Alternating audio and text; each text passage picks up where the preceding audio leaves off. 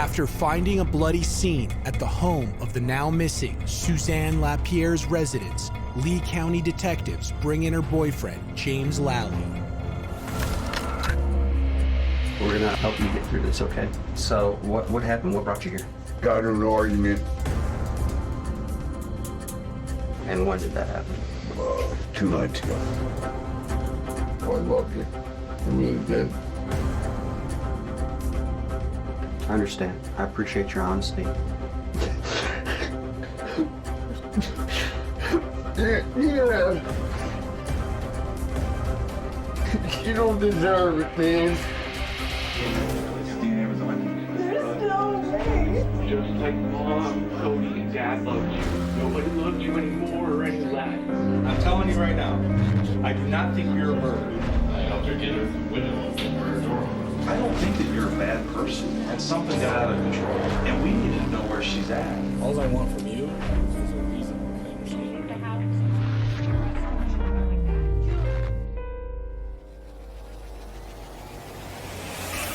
Lee County detectives believe that 52-year-old career criminal James Lally murdered his girlfriend, Suzanne LaPierre, before fleeing to Jacksonville. Police return him to Lee County for questioning. Visibly distraught and erratic, Lally has something to get off his chest. However, the risks of leaving a suspect by themselves, especially when they show signs of suicidal tendencies and self-harm, can be dangerous. Police must take steps to ensure the suspect does not pose a threat to others or himself.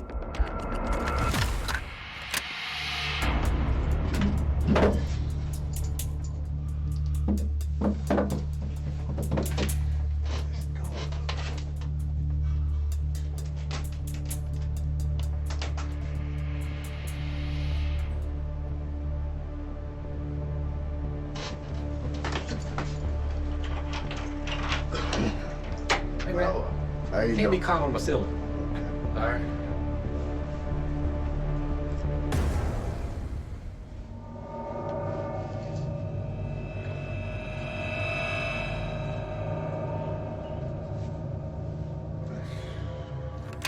That would concern me if I was watching it. He may have stood up to try to find a place to hang that blanket to kill himself. That does happen in interview rooms or cells, so he's wrapped that around his neck a couple times. I initially thought it was for warmth. I would be very concerned he may be trying to do himself harm. So you'd want to take that away from him or try to remove that problem in the room. It's surprising that they allowed him to take that, because we've seen in the past shoelaces, belts, and other types of garments have been taken away to mitigate against this happening. Yeah, they'll remove things like that, and I think this is the first time we've seen in a case where someone has attempted something like this. They might ensure that he's never left alone in that room. Blanket. Appreciate it. Jenkins, put your hands behind your back. Have to be that tight. No, I'm just making sure I get a finger on both of them. He's gonna pull your necklace off too. Yeah. You got a belt on? We're gonna get your belt too. Gonna lean forward that way we have gravity. Gonna stop the tape. What they're doing now is removing all the things from his body that could possibly be used for suicide. They're also handcuffed him behind his back so he can't go after an officer's gun in the room. That wrapping of the quilt around the neck would send a signal to the officers this guy has possible suicidal tendencies. They could be wrong, but they're taking every precaution to ensure that doesn't happen. That's why there was such a rush in the room by the uniforms and the detective to take care of that. You don't see that in many cases because most people don't show those indicators with the quilt. And you'll see a lack of emotionality by police officers when they're dealing with that. They're coming in right away, just working off facts. They're not trying to make anything escalate the situation, because like you said, someone could reasonably try to take a gun off an officer or something like that. But this attempted suicide may show signs of remorse, a feel of reprisal. It's already giving officers a sense that there's a reason why in relation to the case. The safety precaution.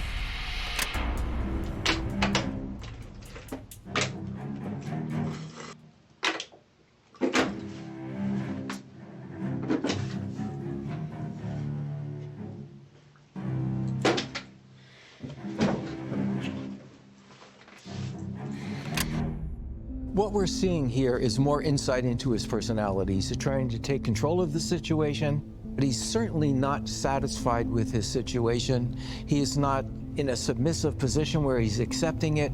He's attempting to manipulate his environment to feel some sense of control over what's going on.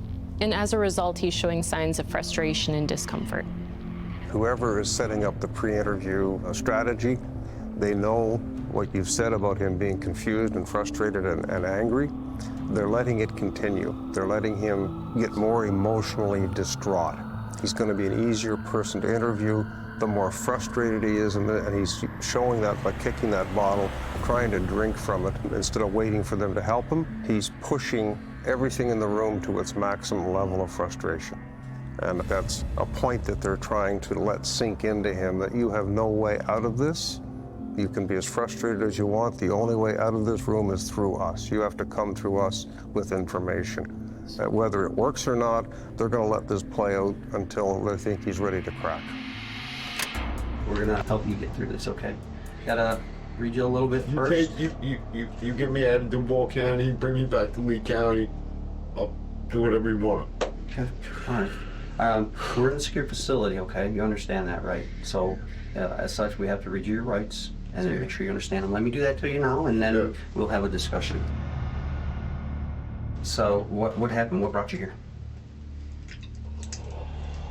Got in an argument. And when did that happen? 2 nights ago. Okay. Right, 2 nights ago. Right.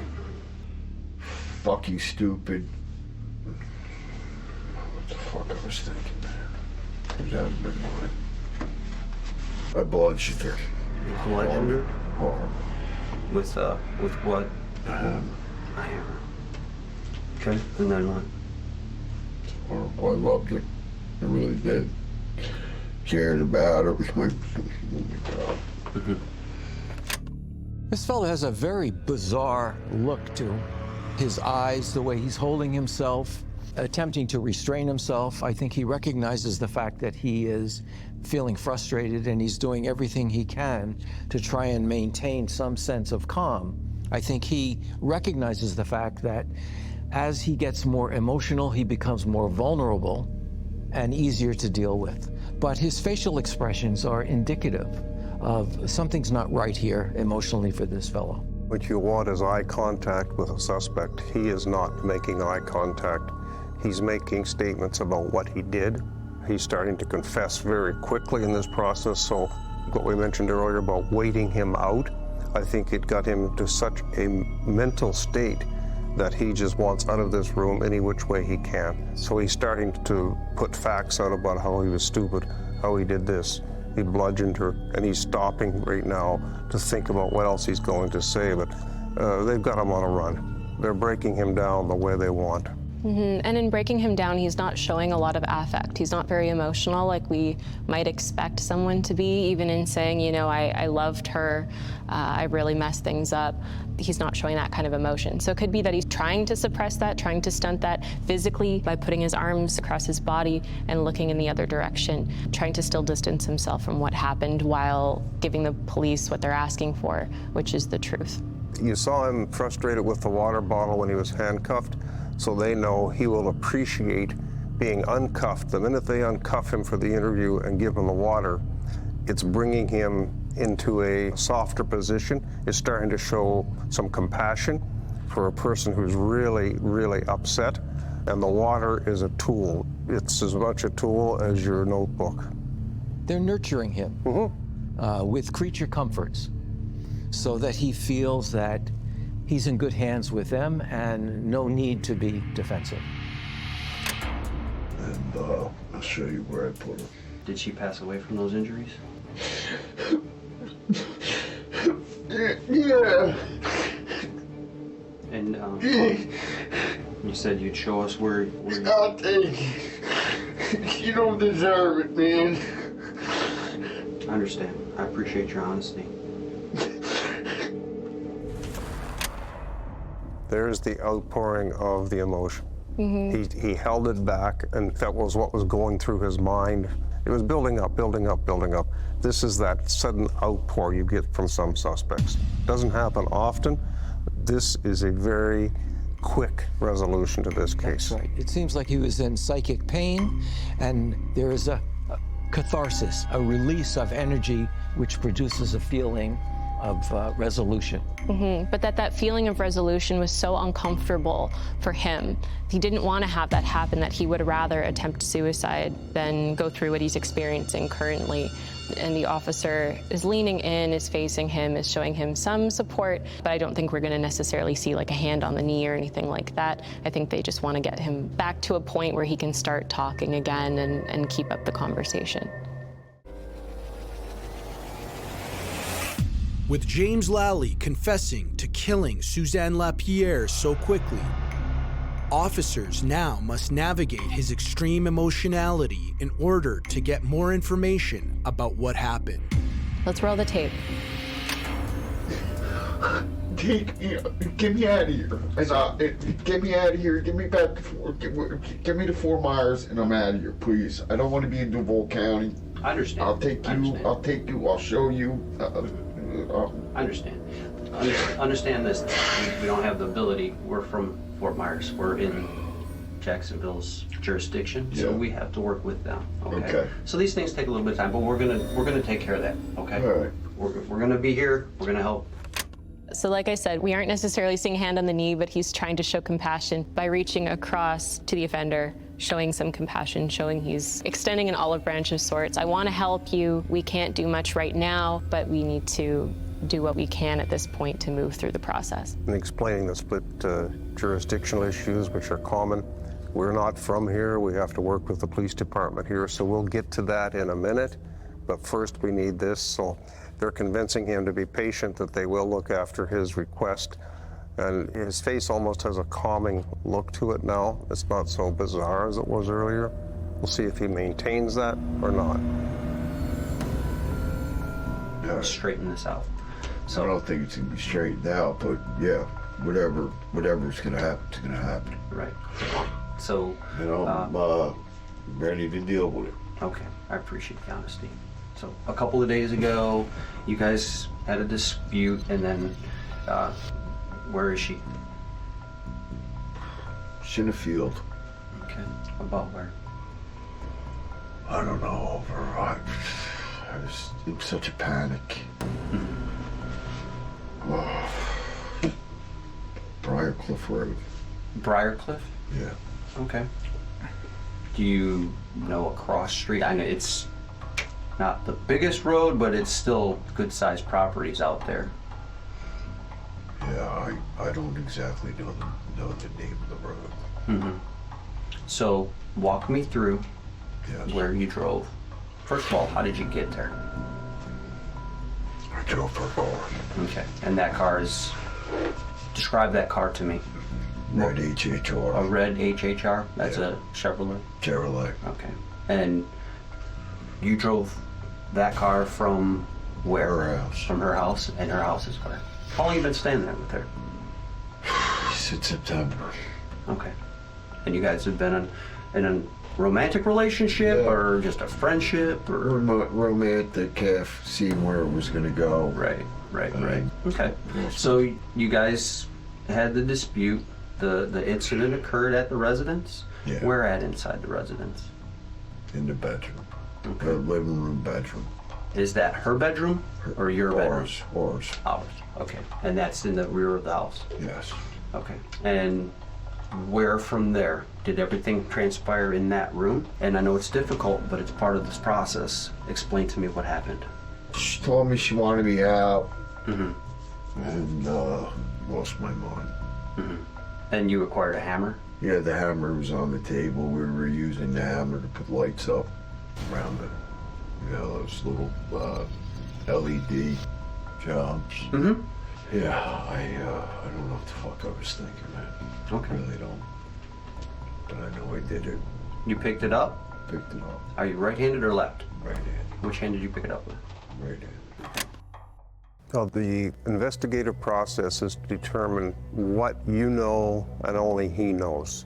They're able to get him to say things like, which hand did you use? You can tell when someone strikes with a weapon, whether they use their right or left hand, where the murder occurred. There's only two people know that, and one of them is dead.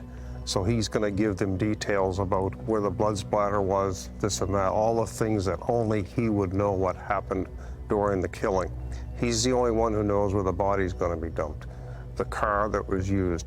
So these are what I call avoidance steps to keep a false confession from being given, or for someone who's just trying to get out of the room and giving details willy-nilly all over the place. They want the facts so they can prove them and do forensics to verify them. Typical investigative process. It seems redundant because he obviously wants to confess, but you have to follow the same routine every time. And his demeanor looks so much calmer than it was. It's almost as if he feels a sense of relief. They've been nurturing him. They're talking about, we're going to get through this together. And he's been describing, using what would be considered appropriate affect, talking about the situation kind of in a matter-of-fact way. Yeah, the officer is asking open-ended and close-ended questions. And I think the close-ended questions, they're hard-hitting just to get direct answers, right? It's a yes or no. Those are typically the kinds of responses that would elicit. And then every once in a while, throwing in an open-ended question to get him to explain a little bit more. And the main investigator here is doing the questioning, and the answers are being recorded, obviously, on the tape. The second officer is saying nothing. This guy's got a good rapport, no need to interject with the second person. So again, it's a textbook interview at this point in time. And then what happened? I hit her. In the body, in the head, in the Back leg? of the head. Okay. How many times? I don't know. Lost track. More than one? Yeah. More than 10? Possibly. Possibly, okay. And then what happened right after that? I don't know. I had a couple cups of coffee and dogs looking at me. You're doing the right thing. It's okay. Yeah, it's all right. I don't want no trial. I want death penalty. It seems as if he's really detaching himself as he speaks about what he did. He's not making eye contact. He seems to be almost reliving the experience as he's describing it. He's letting us know that he's willing to take responsibility for what happened. Let's just get this going. I don't even need a trial. In cases of domestic homicide, there's usually been a history of domestic violence. Whether it was known to police or not is irrelevant at this point. But you'll see some people define it as a cycle of abuse that happens. You have the abuse that happens, then the fallout from that is this rationalization of what had happened. You kind of have this honeymoon phase where things are kind of back to a normal, and then you have a buildup leading back to that abuse. I wouldn't be surprised if there was something like that was going on, but I wouldn't be surprised if there wasn't a history of domestic violence there.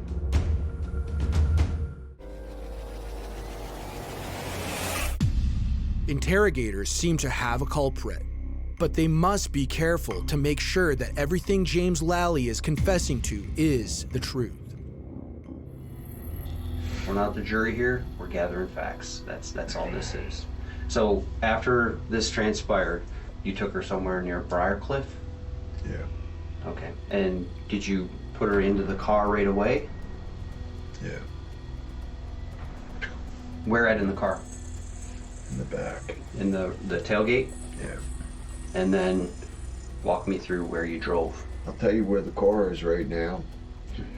As long as you get my things out of her car, and you can have the car. And that's right here in Jacksonville, off of Hodges. Before we get there, I want to get what items you want us to give to her. Yeah. How did you get from Apollo to Briarcliff? What route did you take? When you left the community? Yes, when I left the, what did I do? Went on with that gladiolus. Mm-hmm. To Michael C. Rapp. Back in there.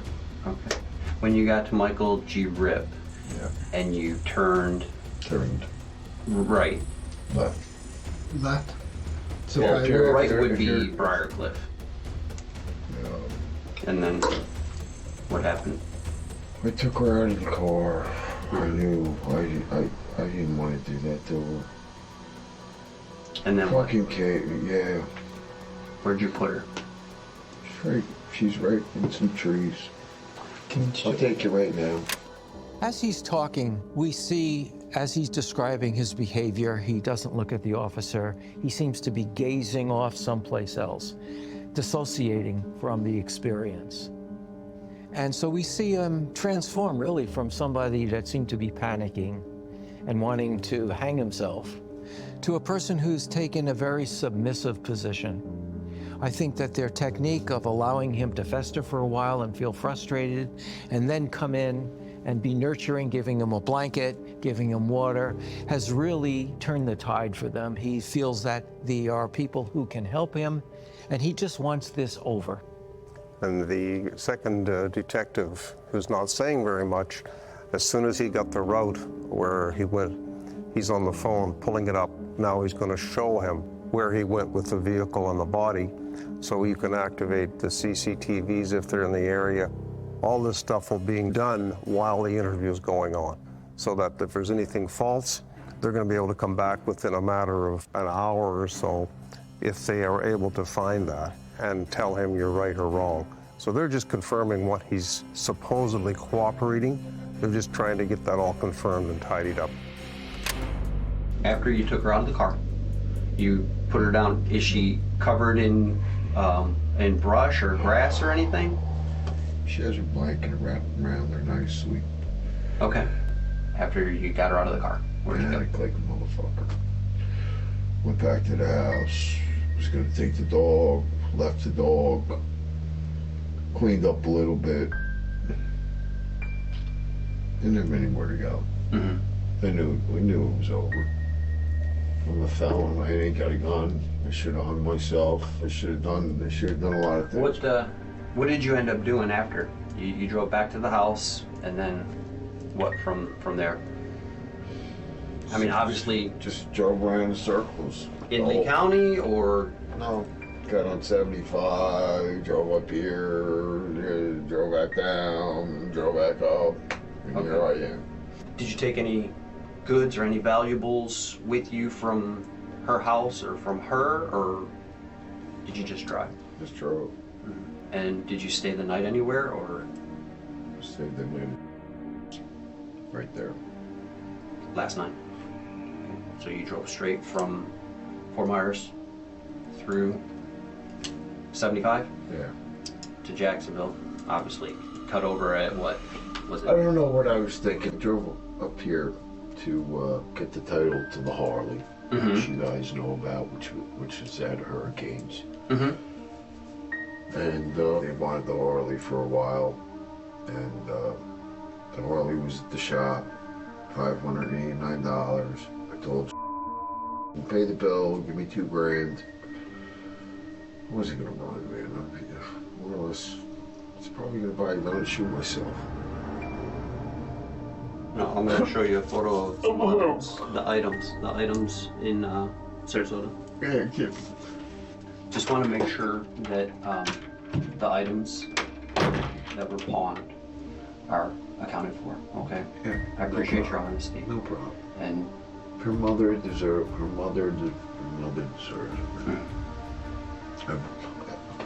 I love her.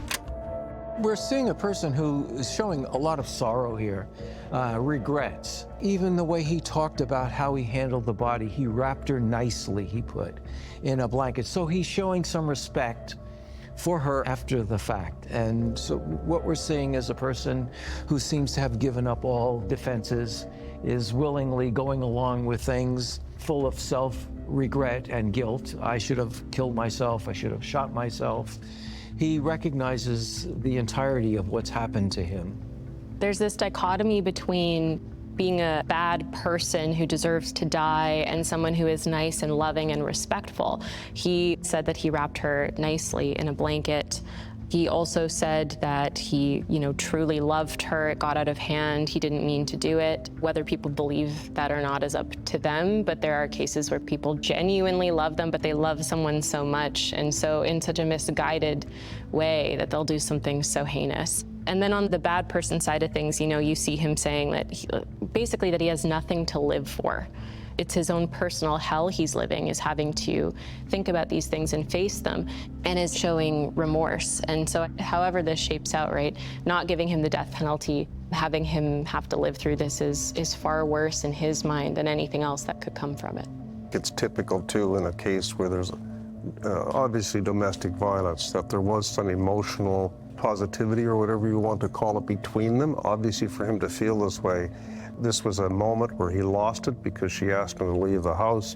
He snapped and killed her. There's evidence to suggest that this was not planned. This is something that happened out of an impassioned response to that trigger of being told to leave, and the victim not wanting to live with this person or be with this person, that fear of rejection. And when faced with that rejection, his knee-jerk reaction was to retaliate in a very brutal way. So seeing him affected like this, where he's jumping from this kind of more calm state to complete and utter emotion, isn't uncommon. And the difficulty for the police in these situations is when you're interviewing in a homicide, there's so many motives involved, whether it's fiscal, whether it was sexual, whether it was to hide something in the family or in a community or in a gang. The domestic violence piece is always, to me, the most difficult to figure out. The other ones are usually quick to come up with a motive and a reason why. These, you can analyze them and go over them over and over to come up with what's going on in his head and how could this happen. That was always what I found as a police officer. We never really understood the why in the domestic violence piece. It's incredibly complicated. There are a lot of reasons why, and sometimes it is a little bit more clear-cut in domestic homicides. Sometimes it might be the case of, especially if it's financial. But when you have that pre-existing relationship between two or more people, it does get complex. You have to really dig into what their relationship was like, what was going on at the time.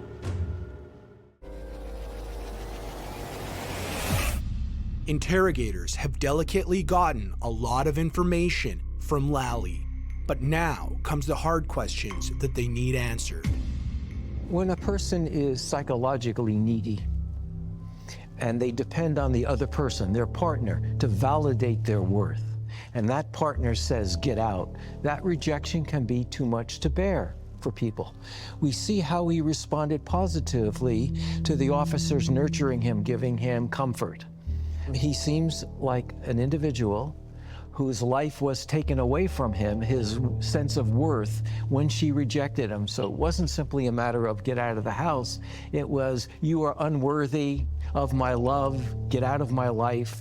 He responded viciously and emotionally with the hammer. It was an act of passion, a negative act of passion. So being too emotionally dependent on another human being, treating them probably as if they are a possession, something that he owns. When that turns against him, he feels lost and rejected, and it probably taps into childhood issues of rejection and abandonment. Roll the tape.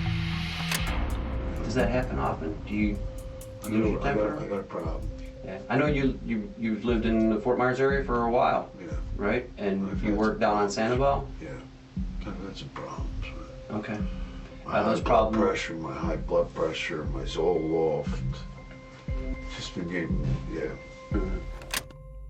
So we see he's being treated for depression with medication. It was obvious that there's something going on with this fellow, and he's confirming it. Zoloft is antidepressant medication, and it'd be interesting to see what else he's taking, how long he's been a psychiatric patient. We see a lot of people, particularly men, who feel that there's a big stigma around accessing help for something like that. Different kinds of antidepressant medication, especially the early ones like Zoloft, has been noted to produce aggression, but it's important to keep in mind that some of the early antidepressant medications did have a side effect of creating anger and frustration and aggression. We've evolved into other kinds of medications, so that might be something to keep in mind as well. What did she say was the reason that, you were gonna move out? She was gonna have her idiot fucking friend, whatever her name was, or the other chick who moved out when I moved in. from Attleboro, Massachusetts, drug addict. I don't drink. I smoke pot. That's it. I don't drink alcohol. No drugs? No drugs. I do, you know what I mean? Back in the day, I've had my hang-ups. I don't drink alcohol no more. So this wasn't something that you'd planned out. It was just happened. No. Has this happened ever before? Yeah, I had a big, you got my record. That No, I mean- Stacy, with her? No. Right. Her and I have never had any altercation. I've not raised my voice to her. Her mother's an 83-year-old pit bull that I'm gonna have on my life. No, we never got into screaming matches or nothing like that. I kind of got pissed off because I heard her talking on the phone, whispering, you know, about me, that you know, my Harley's $589 and he's gonna need a couple more weeks to pull the money and, you know, put him in the shelter. That's what I heard, shelter. So I don't know. Yeah. And what day was this? What's today? Sunday? Today's Monday, the 21st. Sunday. Did you use any other items to strike her? No. Any items to cut her? The injuries that she sustained were all by you? And they were all with the hammer? No. Okay. They've given him the blanket back because there's a safety factor in the room that he's not going to be able to do any harm to himself with the police there. He has this affinity for the blanket, and it could be because he's chilly. I don't know what psychological effects all the stress has on body temperature or if it makes him cool. Well, yes, we're mammals and we like tactile stimulation, so he's able to nurture himself. When we get frightened, we actually do get cold feet because our body shuts down, our blood vessels constrict flow to hands and feet. So one of the aspects of stress, we see that when people go into shock, they get cold. And so he's trying to keep himself warm, comfort himself in this situation, which he finds terribly stressful. Well, and the very object that he used to try to hang himself is now a source of comfort. I think there can be a lot said as far as parallels with that and the symbolism to other things in his life.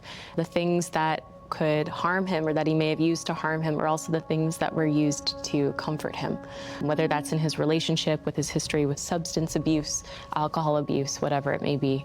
When he says that there's no history of domestic violence, I think that's a flat-out lie. He knows that there's no history as far as police know about, but I think if this is a person who can do something in this moment of passion, certainly what he thinks is domestic violence would be something that's a physical altercation. He wouldn't necessarily identify emotional abuse, psychological abuse, financial abuse, those kinds of things as being a history of domestic violence. This was festering for more than just, I picked up the hammer and hit her. There was obviously something going on with him mistrusting her. Some paranoia, perhaps. Yeah, he felt he was being forced out, so. Yeah, no planning. It doesn't mean that he would have planned it. Maybe he thought about it, but I think it would help in the escalation. Yes, there was an escalation going on. And the tension building before it occurred. Could we show you on a map of where she is? Can you show us? Yeah, it's like a curve, two sharp curves. Did you go Where past you those? turn on Pebbles, the South Pebbles or whatever. So did you made a right on there? Yeah, you made a right on South Oh, Pebbles. okay. Did you go to the end? Followed that all the way around to where, like if you're going out Alico Road. Yeah, there's like there's a house right there. But there's like a big tree lot right here. It's pretty dense. Here's this canal. That's the canal from where? From Briarcliff or? Yeah, this is Briarcliff. And then the canal runs this way. That's the train. Is that train or I'm sorry, Yeah. I just can't really see. With investigators making Lally as comfortable as possible, they work towards the final push to find out exactly what happened between him and Suzanne LaPierre.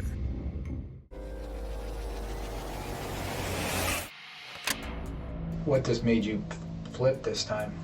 Just all the shit leading up to that, but even before that, just couldn't believe how two-faced her mother was being. I couldn't believe how two-faced she was being. I can't believe how two-faced her other meth You know, I don't even drink. I smoke a little bit of pot. That's it, man.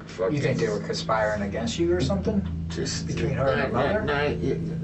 Just she wanted. She wanted to come back in there, and you know, 1 minute I'm there, 1 minute you can stay. I love you. Next minute you gotta go. You know, I just you never knew. You never knew who was gonna be at the door.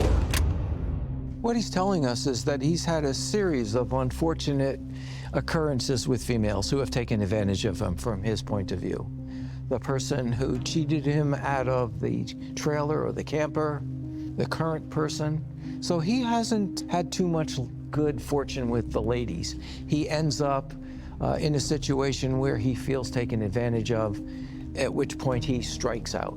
And he's starting to change in how he's even talking about the victim. Initially it was, you know, she was a lovely person, she didn't deserve this. He said such nice things about her, and now he's saying, well, her and her mom were two-faced. You didn't really know what you were gonna get with her.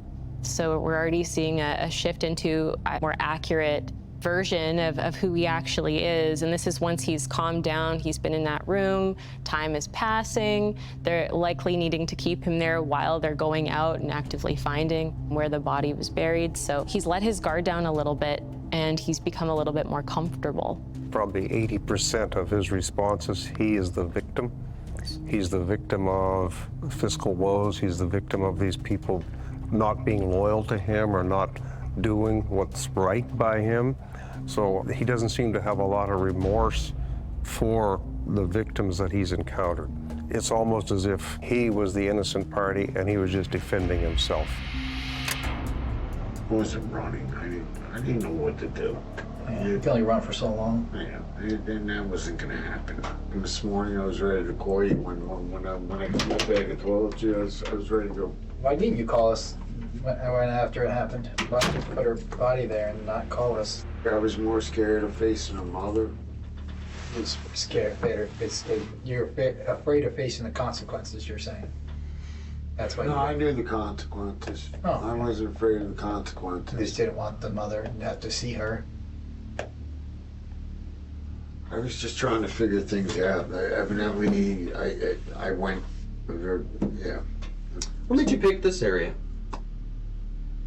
How'd you know this area? I worked back there, so I used to go back there and, you know, I knew that area. Okay. Behind the construction companies and the fields? How long did it take you to get to Alico after you dropped her off? Did you have to do a lot of driving, or was it pretty quick? That was like at 4 o'clock in the morning. I don't know. I fucking dropped her and fucking. How far off the road? Here. There's the car. Mm-hmm. Right there. In the ditch? Yeah. Down in the ditch? Yeah. Was there water in it? No. Okay. No, she's not in any water. Okay. Man. All right. That's why I don't want it to rain. She's not in any water, man. Okay. I don't want her in water. I didn't want nothing to happen to her. I was at the car this morning. I was ready to call you guys this morning. You know what I mean? Got it. Okay. All right. We're seeing a very obvious disconnect here. You murdered your partner, you drove her out, you nicely wrapped her despite brutally murdering her, and then you put her in a ditch, but you didn't want to put her in water because that would have been too much, right? Like, there are these disconnects that we're seeing here. Why is she nude? Because when I was pulling her out of the car, I grabbed her and her pants came off. Okay, did you have sex with her after she was deceased? Or before she was deceased? No, right before? I have not had sex with her in 2.5 months. Okay, so when you pulled her out of the car, her clothes came off? Yes. Okay. Yeah. What was she wearing? She had the sweatpants, the skull. Where's those clothes? I think they're there. Those pink sweatpants are. What color sweatpants? I think they're like pinkish. But what color shirt? She had a white t-shirt. The white t-shirt, I think, is at the house. Okay.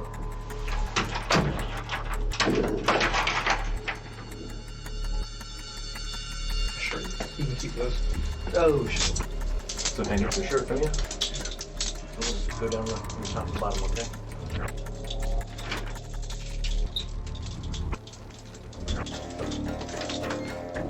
me there. All right. Yeah, it's all yours to keep over there. What we're seeing here is a tragic situation of a very needy, emotionally dependent person with a history of that being rejected strongly and being replaced in the life of Suzanne. He struck out with the fury of a person being totally rejected and abandoned, which suggests a history of that. We see that he is sorrowful, wants it over, willing to accept the responsibility for what he's done, to not put her mom through any more pain, and pleaded guilty. He just wanted it over. I think the system reacted properly. Normally the prosecution and police would want to go hardball after a guy like this to get him out of the system, but to save the family from going through a lengthy trial, re-victimizing the survivors all over again, take the plea bargain, send him up the river for 25 years. The only thing I would make sure of is that he was on a suicide watch for some time until they got his meds straightened around, because I think once he goes to prison, there would be a high risk of him killing himself inside the institution. What I find really interesting is that there was mention of the victim's family being involved in the sentencing process, and as part of that, wanting something that was a swift reaction, where it expedites the process, goes through the justice system quite swiftly, doesn't risk re-victimizing them as much as if you were to go through a lengthy process with a full trial. So it's important to have their input in some way in a meaningful sentence. I think that's something we don't talk about often enough. It often doesn't happen, and so that's important here to note. Clearly, this person had a history with domestic violence. This is someone who has a different sense of reality than we would expect from the average person as far as his view of himself, his view of his actions, and of consequences. It's not uncommon to have that unwarped sense of reality when you've done something like this, but I think that in having to sit with what he's done will be a good fit punishment for him.